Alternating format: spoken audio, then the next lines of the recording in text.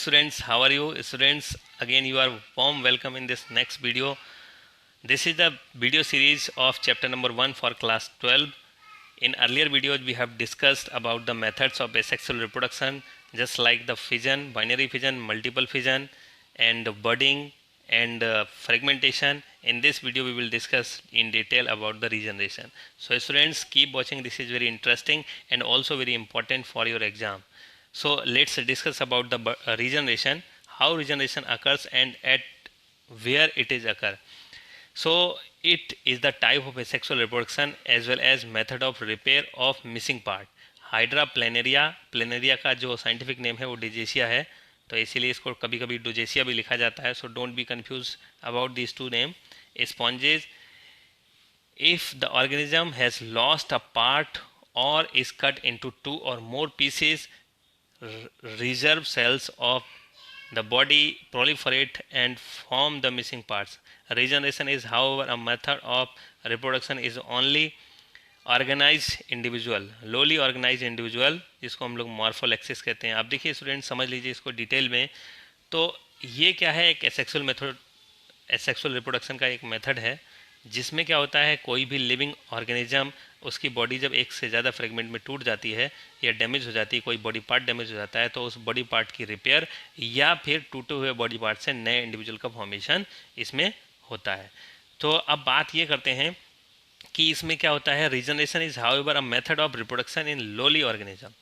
तो lolly organised organism क्या होते हैं कि जो लोअर लेवल के ऑर्गेनिज्म होते हैं. लोअर लेवल का मतलब जैसे हम लोग पढ़ते हैं तो ऑर्गेनिज्म में आपका जो यूनिसेलुलर और मल्टीसेलुलर में जो आपके आते हैं सीलेंट्रेट्स, तो सीलेंट्रेट्स और उसके बाद कुछ आपके जो एनेलिड्स, ठीक है, ऐसे ऑर्गेनिज्म जो आपके क्या करते हैं, रीजनरेशन पावर को रखते हैं या रीजनरेशन से नए इंडिविजुअल का फॉर्मेशन कर सकते हैं.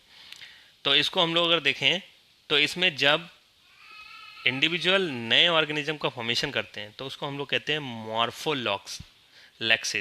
तो मॉर्फो जो आप लोग देख रहे हैं मॉर्फोलेक्सिस, तो मॉर्फोलेक्सिस ये क्या है, एक प्रोसेस है जिसमें एक इंडिविजुअल नए इंडिविजुअल का फॉर्मेशन करता है. लेकिन जो आपका एपीमॉर्फोसिस, इसका मतलब क्या है, इसका मतलब यह है जब कोई बॉडी ऑर्गन अगर किसी भी इंडिविजुअल का अगर डैमेज हो जाता है, जैसे मान लीजिए कोई भी एक बॉडी ऑर्गन इसका डैमेज हो गया, तो इस टूटे हुए डैमेज बॉडी ऑर्गन की रिपेयर हो जाती है और वो फिर से डेवलप हो जाता है. जैसे आप लोगों ने देखा होगा, it is very common in the lizard, wall lizard, जो आपके घरों में जो दीवार पर घूमती हुई छिपकली जो होती है, तो उसमें क्या होता है, आप लोग जानते हैं कि ये टेल जो होती है वो अलग हो जाती है और टेल अलग होने के बाद वो छिपकली फिर से दोबारा टेल को डेवलप कर लेती है. तो इसको हम लोग रीजनरेशन को दो टाइप से पढ़ेंगे. रीजनरेशन दो टाइप से होता है. एक तो होता है regeneration in body parts, in body parts, जब बॉडी पार्ट्स में रीजनरेशन होता है, और एक होता है बॉडी रीजनरेशन, बॉडी रीजनरेशन. तो हम अभी जिस एस्पेक्ट में हम लोग पढ़ रहे हैं तो वो एस्पेक्ट हमारा कौन सा है, ये बॉडी रीजनरेशन, यानी कि जिसमें पूरी बॉडी का फॉर्मेशन होता है.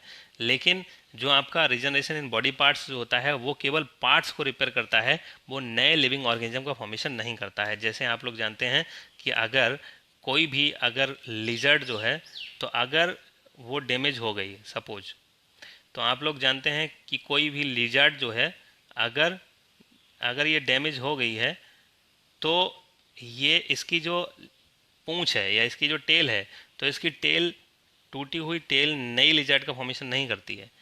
जो लिजर्ड है उसकी टेल तो डेवलप हो जाएगी, यानी कि ये दोबारा डेवलप हो जाएगी यहाँ से अगर टूट गई तो, लेकिन ये टूटी हुई जो टेल है वो नए लिजर्ड का फॉर्मेशन नहीं करेगी.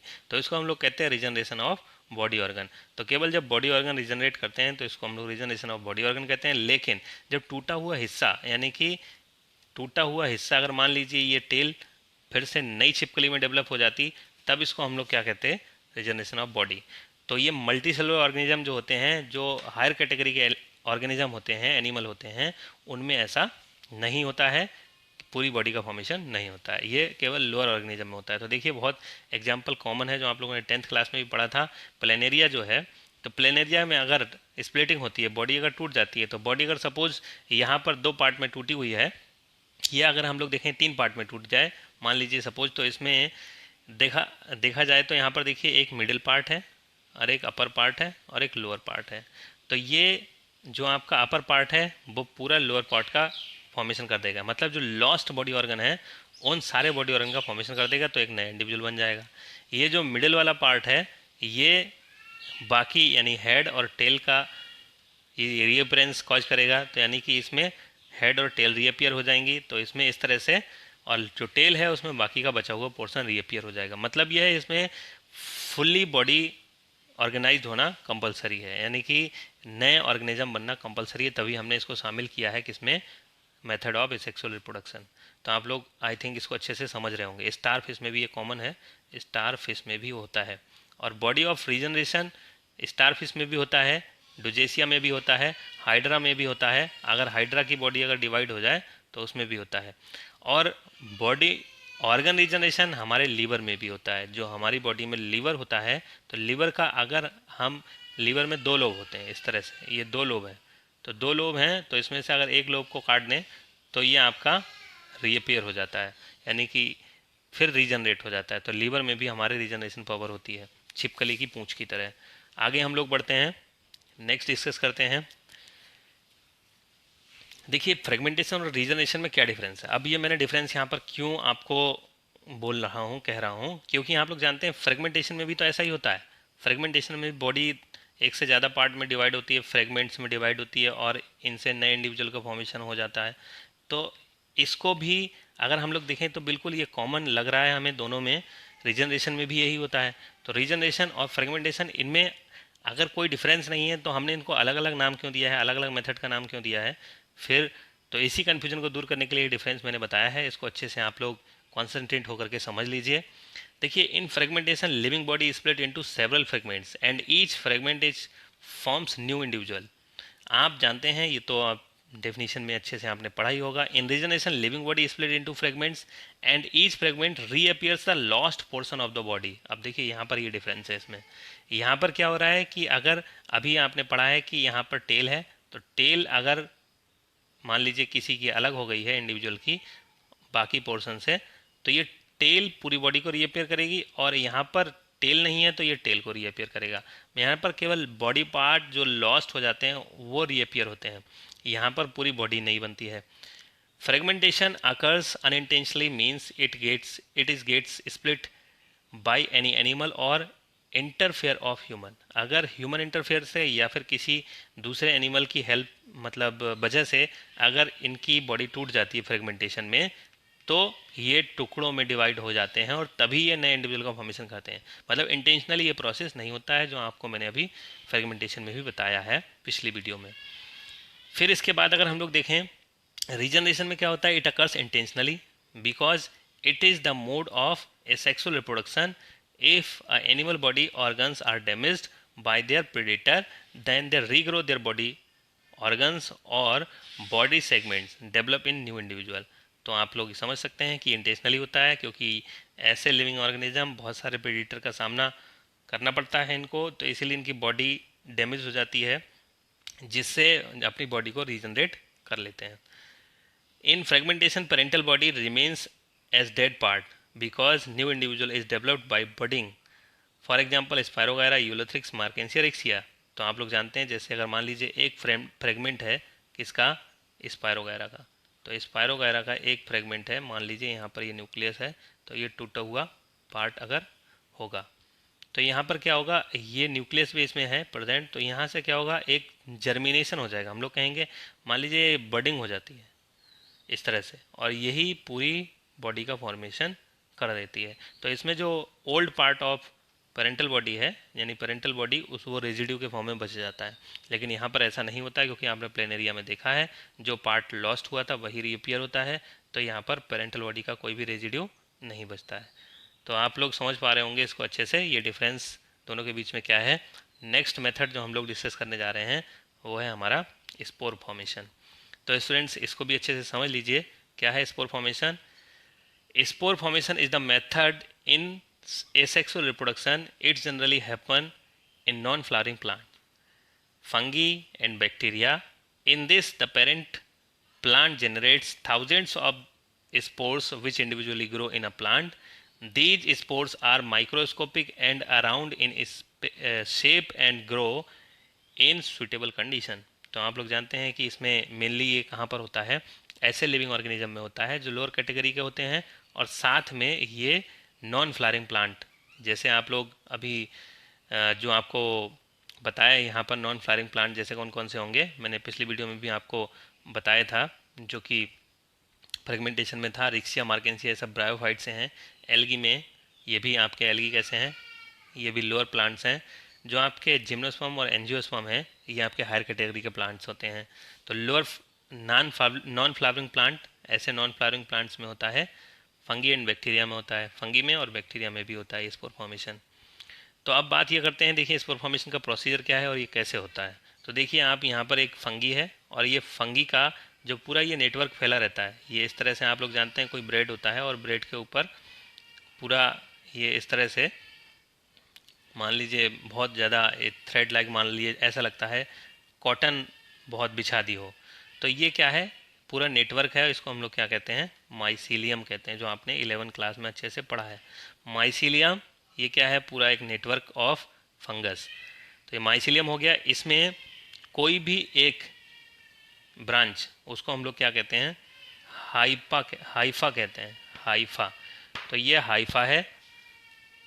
तो हाइफा, अब यहाँ पर अगर कोई भी हाइफा अगर सपोज इस तरह से थोड़ा सा एरियल हो जाता है, एरियल का मतलब थोड़ा ऊपर इरेक्ट हो जाता है, यानी कि ईयर के कांटेक्ट में ज़्यादा आने लगता है, तो इसका जो एंडिंग पोर्शन होता है ये वाला, तो एंडिंग पोर्शन क्या होता है इसका, इस तरह से स्वेलअप हो जाता है।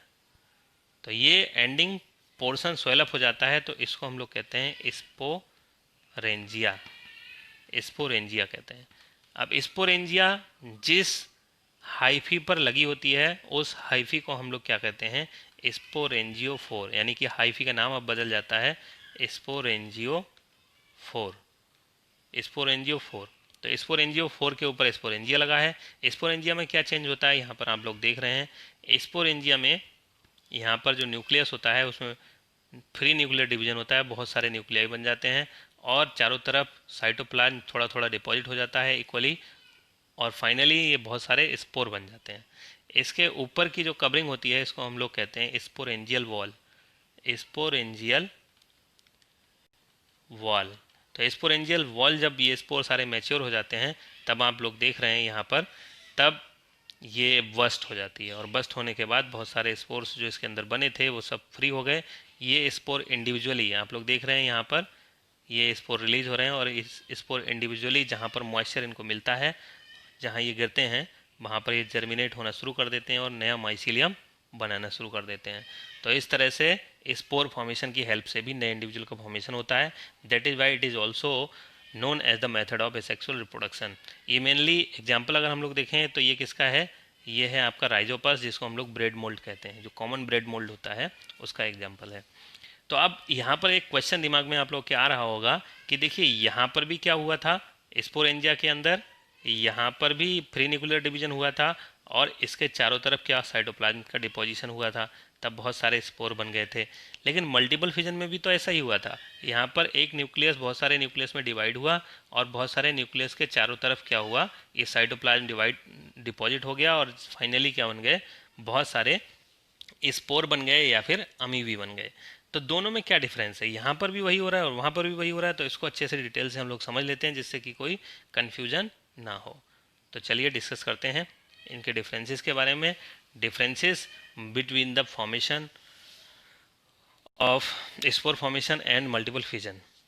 तो स्टूडेंट्स देखिए सबसे पहले मल्टीपल फिजन के बारे में बात करते हैं। Multiple fission occurs in unicellular organism, सबसे बड़ा डिफरेंस देखिए ये है, ये यूनिसेलुलर ऑर्गेनिज्म में होता है, spore formation mostly occur in multicellular organism, ये ज़्यादातर मल्टीसेलुलर ऑर्गेनिज्म में होता है। हालांकि बैक्टीरिया में भी होता है, बैक्टीरिया यूनिसेलुलर होता है लेकिन वो प्रोकैरियोटिक सेल होती है, तो प्रोकैरियोटिक सेल है बैक्टीरिया। तो mostly occur in multicellular eukaryotic organism, यहाँ पर आप ये भी ऐड कर सकते हैं। In multiple fission outer covering in which new organism are formed is called cyst. अब देखिए बहुत इंपॉर्टेंट है, यानी कि जिसके अंदर ये न्यू ऑर्गेनिज्म बन रहे हैं, न्यू इंडिविजुअल का बनने का प्रोसीजर चल रहा है, इस कवरिंग को हम लोग क्या कहते हैं, सिस्ट कहते हैं। लेकिन यहाँ पर क्या होता है, ये जो कवरिंग होती है इसको हम लोग क्या कहते हैं, स्पोरेंजिया, और इसकी वॉल को हम लोग क्या कहते हैं, स्पोरेंजियल वॉल। तो स्पोरेंजियल वॉल, तो स्पोरेंजियल वॉल के अंदर ही क्या होता है, स्पोर बनते हैं। तो अब दोनों में एक डिफरेंस हो गया। फिर उसके बाद it occurs in both condition, favourable and unfavourable. अब देखिए, आप जानते हैं कि अनफेवरेबल कंडीशन में भी मल्टीपल फिजन हो रहा था और फेवरेबल कंडीशन में भी हो रहा था। तो जैसे एग्जांपल के तौर पर प्लाज्मोडियम, प्लाज्मोडियम में ये कैसी कंडीशन है, फेवरेबल कंडीशन। फेवरेबल कंडीशन का मतलब जब फूड अवेलेबल हो, सारी चीज़ जो उसके रिप्रोडक्शन के लिए या डिवीजन के लिए अवेलेबल होता है, वो सब कुछ अगर अवेलेबल हो तो फेवरेबल कंडीशन होती हैं। जब इनकी कमी हो जाती है, रिसोर्सेज की कमी हो जाती है, तब अमीबा में, यानी कि अमीबा में ये होता है, तब कैसे होता है, अनफेवरेबल कंडीशन में होता है। तो आप लोग को ये पहले भी पढ़ा है, हम लोगों ने डिस्कस किया है उसमें, तो आप लोग समझ सकते हैं ये यहाँ पर क्या होता है, ये फेवरेबल कंडीशन में होता है। स्पोर फॉर्मेशन हमेशा फेवरेबल कंडीशन में ही होता है। तो ये था difference between these two, multiple fission and spore formation. So I think students you are understanding well. How is the video? Tell me in comment box, and also you can message me on WhatsApp, my personal number. So students, share more and more and subscribe the channel if you like it. Thank you.